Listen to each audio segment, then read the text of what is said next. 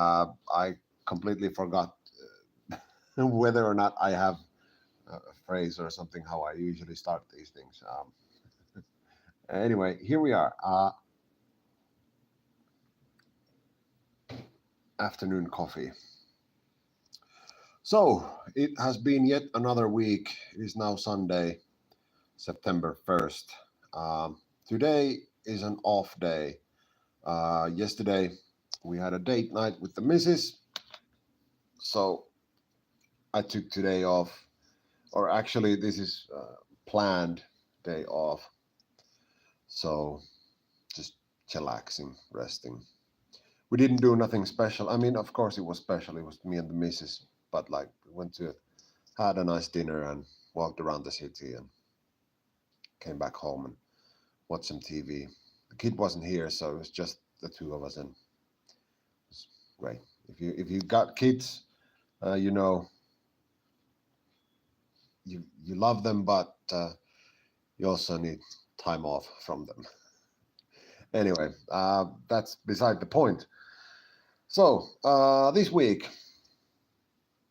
I pretty much feel like I nailed 100% of the days, but I didn't nail 100% of the workouts. So I did do something every day, and it was close to or exactly what was the plan. Starting on Monday, some mobility stuff, stretching, yoga, that sort of stuff. Nothing special there. On Tuesday, it was a speed workout. It was one of the Rory Linkletter ones. And looking at my Strava here, it's the one where you go 400 meters, 300 meters, 200 meters with 90-second in between. You repeat that like 2 to 4 times. Now, during that session, um, I did 2 sets, which I felt were great. But mentally, I was really struggling. Like, I think my pace, I'm actually trying to see if I can figure it out. My pace was sub 6 minutes per kilometer on all of those sets, which to me is a good, solid, fast, hard pace. And my heart rate wasn't anything uh, like I wasn't all out. It was below 200. So all in all, it was like it was a nice hard effort. Uh, like looking at the stats, it was something I could easily sustain for two more of those sets.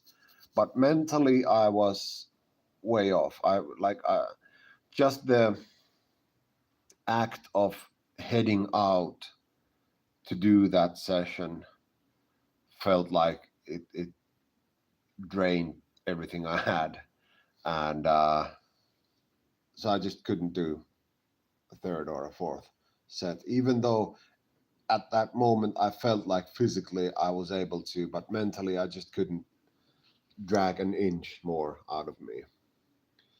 And that sort of sucked. But two is better than none.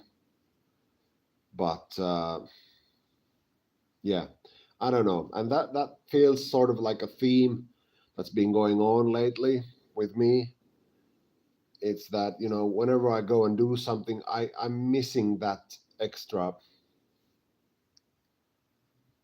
something, extra oomph, extra fire, pep in the step or whatever you say.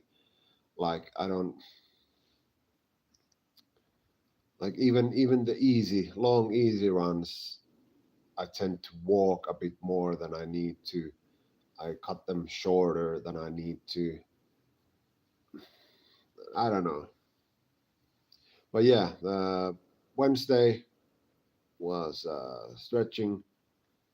Thursday I was supposed to have fit boxing, but due to some reasons I wasn't able to make it. But again, uh, I did a 1 hour workout at home. So instead of doing, cardio at the fit boxing place, I did it at home. And yeah, it felt like according to my watch, I burned similar amount of calories, and I broke a sweat. I was exhausted. It was straining. It was a good workout, proper workout, even though I did it at home. And I'm super proud of myself. I was able to do that because usually when I do stuff at home, it's not nearly as effective as when you're actually going outside. When you're actually going outside, like strength and conditioning or whatnot. But yeah, Thursday was yet some more stretching and whatnots. Then on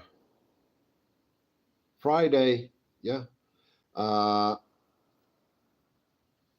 oh no, yeah. Sorry. Friday, I did some morning workouts. I did morning stretching. Uh, I tried out last Friday, I believe, like a week from now, Friday. I tried out going for a run um, during the morning, but that's not my thing.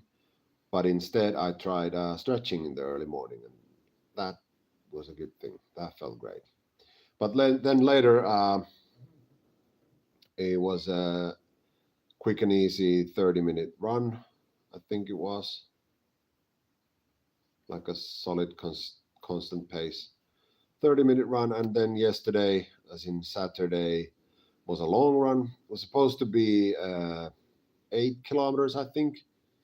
But again, with, stuff, I ended up doing 5.4 in an hour. So it was like walking pace. What ended up happening was started jogging and then started getting, I don't know, hard, something. Then I turned it into a walk to, you know, not go too hard. But yeah, like 5K in an hour, I'm better than that. At this point of the season, yeah. But it is what it is. I had a chat with the coach, sort of went through this stuff, and he was like, basically, what's been happening from what he's seeing from his point of view is I'm going too easy, meaning uh, even though like I believe and what I've been telling you guys is anything's better than nothing, I still believe that to be true. And in the long haul, you can make progress doing something, right? Doing anything. You'll make better progress than when you're doing nothing. But in my case, what's happening right now is I'm not looking to have progress in the long haul. I'm looking to have progress in the next, 6 weeks or so. And that requires more than just something. That requires consistency, that requires dedication, that requires a solid effort, that requires, certain workouts to be done at the level they need to be done. Otherwise, the progress will come too slowly. So, yeah, uh, what that means is this week was a good week. I felt like even though the effort wasn't there, I think I still made some progress. And going into next week, I need a better mindset where I can actually 100% nail my workouts. Um, and what I'm thinking is I'm going to do what's written, and I'd much rather go above the required effort. Say, I haven't actually checked out the next week's program yet, but say there's like an easy 30-minute run. I would much rather do a 30-minute run with, actual running pace and have it not be easy than doing a 30-minute easy, whether, even if it requires me to walk. That being said, I have a race I signed up. It's a week from now, Saturday. It's a night race. It's here in my home city. Takes place like 10 in the evening or so, because it's a night thing, and it's getting dark now. It's no longer midsummer. But I was like texting my coach saying that, there's this race. I think I was thinking of doing it, sort of like, as part of my workout. So not trying to go hard in, just, taking it easy, feeling things out. And he was like, no, that's exactly what you've been doing for the past few weeks. Like, I was sick, that's okay, but after that, it's been like, I took it a bit easy today. I took it a bit easy. Now, even though that's not an A race, I should go, balls out, right? I should hit it as hard as I can, see where we're at, see what's going on, really challenge myself, really push as hard as I can for that 5K. And I got a week now. Physically, nothing's going to happen in a week, that's for sure. But I have a week to set myself up mentally, to prepare myself to go to zone 5, to feel that discomfort and be comfortable running as fast as I can. Because that's not only is it physical, you feel bad, you feel sick, but it's also a mental thing. Because fact is, you can make it easier by just slowing down at any point. What is zone 5? By zone 5, I mean my heart rate zones. So way I have it set up is from zone 1 being the easiest, zone 5 being the hardest. Uh, Zone 5 is basically the heart rate beats per minute at a level where you're able to sustain it for quite a short amount of time. No, not Dutch. I'm Finnish. Uh, and yeah, like zone 3 is your tempo threshold, and zone 4 is it's above your lactic threshold, and zone 5 is all out stuff. Um, it's not there is some science there, but I don't claim to understand it. But what's up? Nothing's up with my heart. Talking about my running I have planned for next week and next week's race, and how instead of taking it easy, I'm gonna try and go as hard as I can, meaning my heart rate is gonna go up. And once you go fast enough, once your heart rate climbs hard enough or high enough, it's gonna feel uncomfortable because you're going hard, you're pushing yourself. And yeah, no, I don't do marathons. I'm 160 kilos. I'm I'm slow and steady. Uh, I do at the moment. I'm training for 5K PB this season. Uh, the longest I've ever done is 33 kilometers. That was 2 years ago, I think. Last year I did a few half marathons, but never the full thing. What about you? You a runner?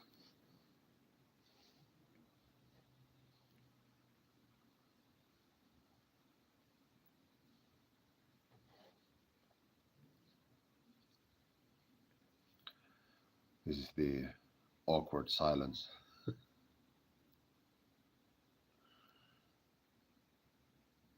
Thanks, man. Thank you. I appreciate that.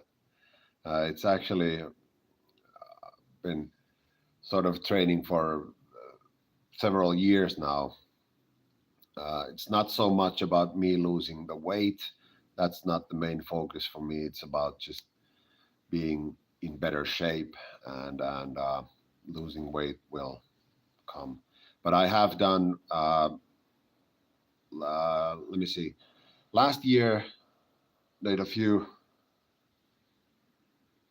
Okay, well, there's other things you can do beside running. Like, for example, I did a few triathlons a couple of years ago, which is mostly cycling and yeah, like cardio. Like for example, I do fit boxing. That's fun. It's not as bouncy as you would say. Uh, so it's good for my joints. Also, getting to punch stuff hard really it eases like helps with your head. At least it does for me, especially since you know it's like safe and you're not actually hurting anyone. So it's a great workout. But yeah, so cycling, treadmill, and weights. Well, you include swimming there, and you're a triathlete. Then you should give it a go. I hate treadmill. I don't know what is up with that. Like even when I try to do the same pace, the same distance, the same anything, when comparing treadmill and outside running, I feel like the treadmill is just it's awful. The same with cycling. I have an indoor trainer because it gets during the winter. I don't like to ride outside that much. Like I need to ride on Swift for like 5 minutes, and I'm mentally drained. It's so boring. It's tedious. It's hot. It's annoying. I don't know what's up with that, but I don't like working out indoors. True, true. That's one thing I uh, would like to have is a way to watch movies whilst you're running outside.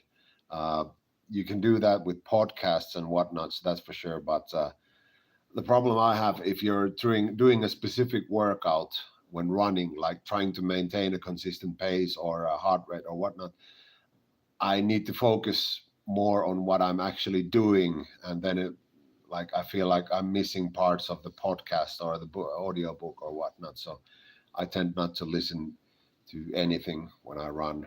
But on long, easy runs, for example, yeah, then I definitely listen to some podcasts.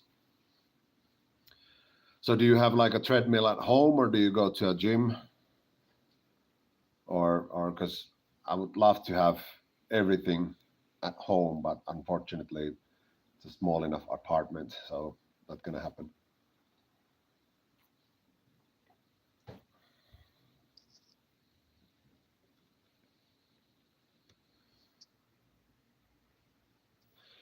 Exactly right. And the one thing about running outside is when I was doing the longer runs, like preparing, like what have you, 21 or whatnots.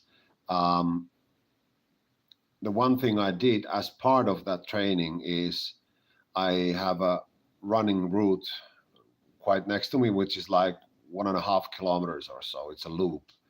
And what I did was I ran that loop for like 20 kilometers without headphones, without nothing, with the point of making it as boring and tedious as possible. Because I know when you're running longer distances and you're doing it as slowly as I am, it will get boring. It will get so boring. So I wanted to prepare myself for that as well. So running a short loop over and over and over and over again was a part of like the mental side of training, and I think it worked. I think it helped, uh, but I for sure would like to have access to different running routes. But I've been running here for too many years now, so I know pretty much every nook and cranny. To be a bodybuilder, right? Yeah. So that's a bit of a transition. I can imagine like you used to doing bodybuilder stuff and now you're working at home, working out at home, like the amount of weight you use to haul and lift compared to what usually people have access to at home, or the type of workouts you do at home. Like it can be as straining, as strenuous as gym workouts, but you're not going to be deadlifting, 300-400 kilos at home, usually at least. But you can still get a massive back pump with like stuff you can work at home.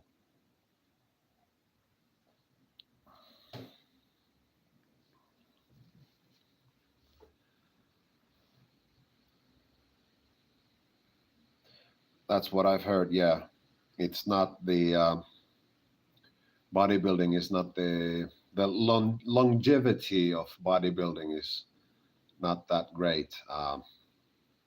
But yeah, it's not a sport I'm too familiar with. Like I know my way around the gym, but yeah, from what I understand, you're really putting your body through a lot, especially during like the prep season when you're or the cut when you're like really draining your body out of every ounce of like fluids and fats and everything, but yet you're still needing to lift heavy ass weights.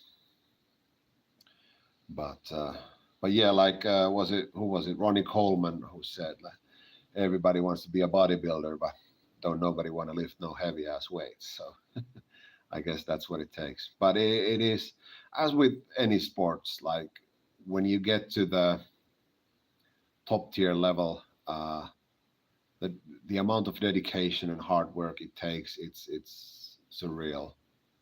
Like, but it's the same with anything. Like any athlete out there, any say Olympic athlete, like they do stuff that us mere mortals couldn't handle. That's for sure. Yeah, but for example, looking at Ronnie Coleman, as far as I understood, he's pretty beat up now. Granted, his age is up there, but when compared to like Arnold, they're as far as I know, they're pretty much more or less the same age. But Ronnie's back, as far as I understand, is pretty beat up, and not necessarily solely because of his lifting, but it sure as heck didn't help him. And whereas Arnold is still like he's able to walk and train pretty normally, I'd say. But goes to show like the amount of punishment you put your body through at that level, it's just not sustainable. But that's what it takes to be. What was Ronnie? He was like, was he a 7 time or a 5 time winner? I think Arnold was 7, but did Ronnie like, did he tie?